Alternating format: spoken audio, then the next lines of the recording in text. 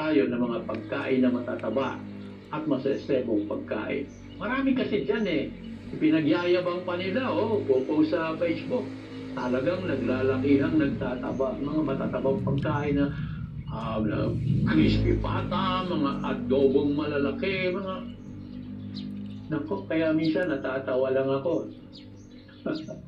Ang loob ko, akala ninyo napakaganda yung ginawa ninyo. Masama yan.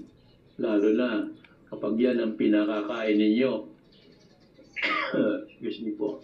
Pinakakain niyo sa inyong mga batang, mga anak pa. Nako, kung maaari lang daw yung mga matataba at masasebong pagkain ko talagang hindi maiiwasan. Kahit na isa o 2 beses na lamang sa loob ng 1 linggo.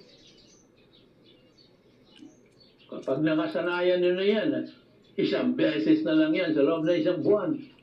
Kasi mamimiss din naman kasi natin yun. Hindi naman masamang kumain noon. Pero yan ay para sa paminsan-minsan lamang na pagkain. Yung mga pagkain na yan, hindi yan pang araw-araw. Dahil ang pagkain na pang araw-araw ay ang gulay lamang po at mga prutas. Yan, tandaan niyo yan.